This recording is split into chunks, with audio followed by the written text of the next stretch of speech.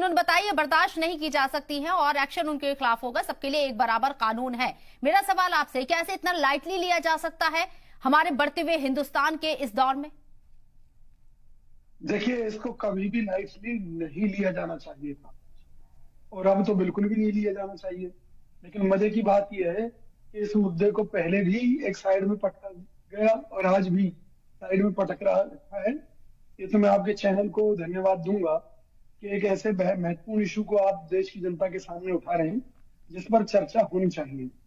असल में ये जाति धर्म का मुद्दा नहीं है, ये विशुद्ध रूप से राजनीतिक एजेंडा है जिसमें कुछ धर्मगुरु शामिल हैं और 90% लोग इसमें पॉलिटिकल लोग या पॉलिटिकल संस्थाएं शामिल हैं। जैसे अगर हम बीजेपी की बात करें तो बीजेपी का सीधा सा एजेंडा है। बीजेपी के लोग कांग्रेस के ऊपर आरोप लगाते हैं कि भी कांग्रेस मुस्लिम लीग बनकर रह गई है।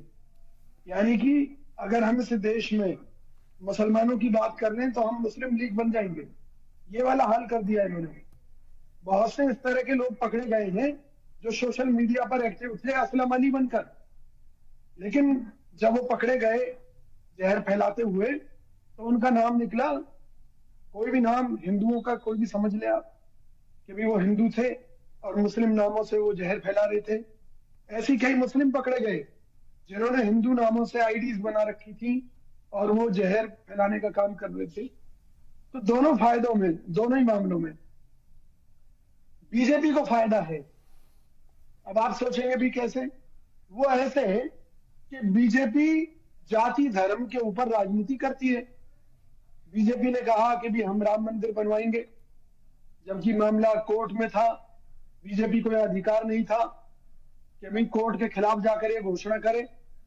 लेकिन हिंदुस्तान है, भावनाओं से खेलना यहाँ के नेताओं की पुरानी आदत है। तो बीजेपी ने जाति धर्म के आधार पर खुल्लम खुल्ला राजनीति शुरू की। अब आज अगर कोई मुसलमान ये कहता है हम हिंदुओं को मार देंगे तो इस बात का फायदा किसको है? इस बात का फायदा बीजेपी को है। और अगर कोई हिंदू ये कहे कि भाई हम पीड़ित हैं, हम प्रताड़ित किया जाता है, हमारे साथ ये हो रहा है वो हो रहा है, तो इसका फायदा किसको है? इसका फायदा भी बीजेपी को है। क्योंकि बीजेपी कहती है देख लो हिंदुओं की हालत, अगर बीजेपी नहीं रही तो ये मुसलमान पूरी तरह से हावी हो जाएंगे। सवाल ये है कि भी आखिर ये परिस्थितियां क्यों उत्पन्न हुई? उसका सबसे बड़ा कारण है कि धर्म एक अफीम है जिसको चटा दी जाए। ना वो रोजगार की बात करेगा, ना वो महंगाई की बात करेगा, ना वो घोटालों की बात करेगा, ना चीन के साथ बढ़ते व्यापार घाटे की बात करेगा, ना विदेशों से काला धन वापस लाने की बात करेगा। भाई वो उसमें खुश होता है। मोहम्मद शाफिन कुरैशी साहब, कौशिक साहब से एक रिएक्शन लेने दीजिए। देखिए, दुनिया में कोई भी क्राइम होता है तो उसे सुलझाने का सबसे पहला तरीका ये होता है कि उस क्राइम से फायदा किसको है, और इसी तकनीक के आधार पर मैक्सिमम जो मुजरिम हैं वो पकड़े जाते हैं। तो सबसे बड़ी बात यह है कि अगर इस देश में हिंदू मुस्लिम जहर फैल रहा है या फैलाया जा रहा है तो उससे फायदा किसको है? भाजपा को फायदा है। अब सबूतों के साथ सुन लीजिएगा, बीच में न टोकिएगा। मौलाना साहब याद होंगे आपको, निजामुद्दीन मरकज में एक प्रोग्राम हुआ था जिसके लिए दिल्ली पुलिस से बाकायदा मंजूरी ली गई थी। उसमें दुनिया भर से मुसलमान इकट्ठा हुए थे और उसके बाद में कोरोना पीरियड के दौरान बीजेपी की आईटी सेल ने यहां से कोरोना बम फोड़ने वाला साध, ये कि यहाँ पर साजिश हुई है देश भर में कोरोना बम फोड़ने की, यहाँ से मुसलमान देश के अलग अलग हिस्सों में जा रहे हैं, कोरोना फैला रहे हैं। और बीजेपी के द्वारा इस मामले में तमाम मुकदमे भी दिल्ली पुलिस के द्वारा दर्ज कराए गए और तमाम चैनल यही दिखाते थे मौलाना साद कब होगा गिरफ्तार। तो भैया अब इतने साल हो गए, बता दीजिए मौलाना साद को कितनी बार गिरफ्तार किया पुलिस ने? नहीं किया। यानी कि यह एक पॉलिटिकल एजेंडा था। आपको नुपुर शर्मा याद होंगी, बीजेपी की प्रवक्ता। नुपुर शर्मा के कारण जो जिस तरह से देश में माहौल बना, लेकिन क्या बीजेपी ने कोई कार्रवाई की? नहीं की। जब मुस्लिम कंट्रीज से दबाव आया भारत सरकार के ऊपर तब उनको सस्पेंड कर दिया गया। बीजेपी से निकाला नहीं गया, केवल सस्पेंड कर दिया गया और उनको तमाम तरह की सहूलियतें मोदी सरकार ने कथित रूप से दे रखी है। सच्चाई क्या है वो तो बाद में सामने आएगा, लेकिन हकीकत ये है कि जहर फैलाने का काम देश में भाजपा कर रही है। ये कहते हैं कि भाई कहीं भी नमाज अदा करने लगते हैं। अरे भाई, आप देश में एक कानून घोषित कर दीजिए कि देश का कोई मुसलमान हो चाहे हिंदू हो, वो कहीं भी सार्वजनिक स्थल पर न नमाज अदा करेगा न पूजा अदा करेगा। किसको क्या ऐतराज है? आज से पहले कभी आपने देखा हो शोभा यात्राओं के ऊपर पथराव हुआ हो? दिल्ली में हिंदू मुस्लिम दंगे आजादी के बाद कितनी बार हुए? केवल मोदी राज में 3-4 बार हो चुके हिंदू मुस्लिम दंगे। हरियाणा के अंदर हिंदू मुस्लिम दंगे हो चुके, देश के अनेक हिस्सों में हो चुके। तो कौन इस चीज को लेकर क्यों बीजेपी आरोप लगाती है कांग्रेस पर मुस्लिम परस्त होने का? बीजेपी बताए कि भाई कितने हिंदुओं की हत्या कराई है कांग्रेस ने? अरे भाई, कांग्रेस तो सबको साथ लेकर चलती है कि सबका भला हो। आज कांग्रेस के ऊपर अगर मुस्लिम पार्टी होने का आरोप बीजेपी लगा रही है, इसका मतलब जातिवाद की राजनीति भाजपा कर रही है। इन्हीं के बंदे पकड़े गए मध्य प्रदेश में ऑन रिकॉर्ड, जो आतंकी घटनाओं में शामिल थे, जो बड़ा काम करना चाहते थे। कई इनके ऐसे बंदे पकड़े गए कि बम फोड़ रहे हैं वो मुसलमान के नाम पर और उसके पीछे है हिंदू। कहीं हिंदू के नाम पर बम फोड़ा जा रहा है तो है मुस्लिम। ओवैसी क्यों बीजेपी की भाषा बोलता है? ओवैसी क्यों कहता है हिंदुओं के खिलाफ? क्यों जितना हिंदुओं के खिलाफ बोलेगा उतना मोदी जी कहेंगे देखो अगर बीजेपी नहीं रही सत्ता में तो ये लोग आपके ऊपर राज करेंगे और मार देंगे। तो देखिए, कोई भी कारण किसी भी चीज के पीछे बीजेपी आईटी सेल सबसे बड़ा दिमाग लड़ाती है हिंदू मुस्लिम में बांटने के लिए। और आप रिकॉर्ड चेक कर लीजिए ना, इसमें मेरे कहने की भी बात नहीं है। ये कभी भी ऐसा कोई कानून नहीं लेकर आना चाहते जिससे देश में समरसता हो, जिससे देश में भाईचारा कायम हो। आपने कहा कि भी कोशिश हो रही है, कोशिश नहीं, साजिशें सफल हो चुकी है। आज क्या क्या हो रहा है वो मैं आपको बताता हूं। आज हिंदुओं में यह है कि भी मुसलमानों को कारोबार नहीं देना, मुसलमानों में यह है कि हिंदुओं को कारोबार नहीं देना। मुस्लिम इलाकों में जाइए वहां व्यवहार अलग है, हिंदू इलाकों में जाइए वहां मुसलमानों के प्रति व्यवहार अलग है। तो ये जहर किसने घोला है? आज मोदी जी को क्यों कहनी पड़ी कि भी वो मुसलमानों का विश्वास जीतना चाहते हैं?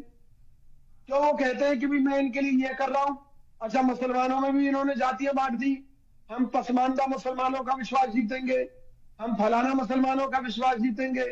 ये मुसलमानों में जाकर मुसलमानों को बांट रहे, हिंदुओं में जाकर हिंदुओं को बांट रहे। कभी आपने राजपूत और जाटों का झगड़ा सुना?